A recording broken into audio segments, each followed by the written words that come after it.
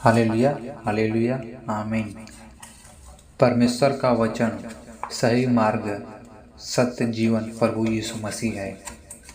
चलिए हम प्रार्थना की ओर चलते हैं। यह प्रभु ने अपनी मृत्यु और मृत्यु के ऊपर अपनी जय के बारे में बात की है। गेहूं का दाना जब तक भूमि में गिरकर मर नहीं जाता तब तक वह अकेला रहता है, लेकिन अगर मर जाता है तो बहुत फल लाता है। एक सहज और अद्भुत सत्य है जिस समझने के लिए कोई शिक्षा या बाइबल के ज्ञान की जरूरत नहीं है। हम सभी एक गेहूं के दाने को मरते हुए और बहुत सा फल लाते हुए देखा है।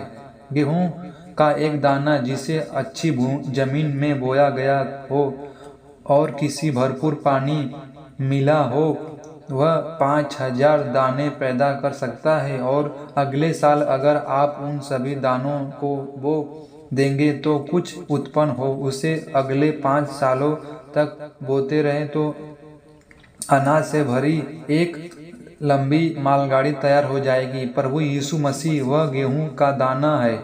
वह अनेक पुत्रों को स्वर्गीय महिमा में लाने के लिए मरा, फिर उन पुत्रों से स्वर्गीय को भर देगा। जब वह मरा, दफनाया गया और जी उठा, तब वे सारी सामर्थ आपके ओर से मेरे हासिल की गई थी।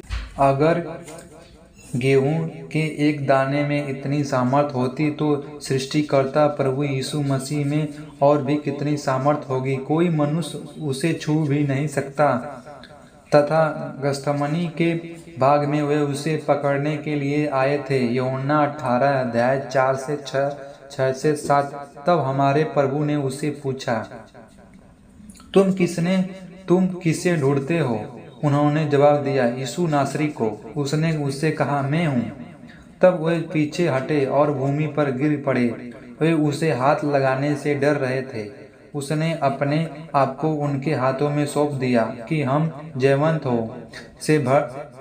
से भी बढ़कर हो जाएं। वह कोई साहित्य की मौत नहीं मरा था। उसने अपने आप को मारे जाने के लिए सौंप दिया था कि हमें सारी सृष्टि की सबसे बड़ी सामर्थ प्रदान कर सके। और अब वह सामर्थ आपको और देने की पेशकश की जा रही है। क्या आपके अंदर वह सामर्थ आ गई है? क्या वह आपके अंदर काम करती है? क्या आप प्रतिदिन उसी सामर्थ से ऊंचे और ऊंचे उठाए जा रहे हैं? क्या आप पीड़ा, सताव, परीक्षाओं और गरीबों में अपने आप को आनंद मनाता हुआ पाते? रोते रहने वाले लोगों को मसीह कहलाए जाने की कोई हक नहीं है। परमेश्वर का वचन कहता है, अगर किसी में मसीह का आत्मा न हो तो वह उसकी नहीं है। रोमियो 8 अध्याय 9। और जो कोई उसमें विश्वास करता है वह अनंत जीवन पाता है। देखो यूहन्ना 3 अध्याय 16। परमेश्वर यह 7 गुना क्लेश, प्रलोभन, परीक्षाओं, आकार, तलवार, पीड़ा और सताव की प्रतिज्ञा की है कि जब दूसरे रोना और गिड़गिड़ाना शुरू कर दे तब वह हमें उसकी सामर्थ और जय प्रसिद्ध कर सके और इस तरफ हमें जयवंत से भी बढ़कर हो सकते हैं।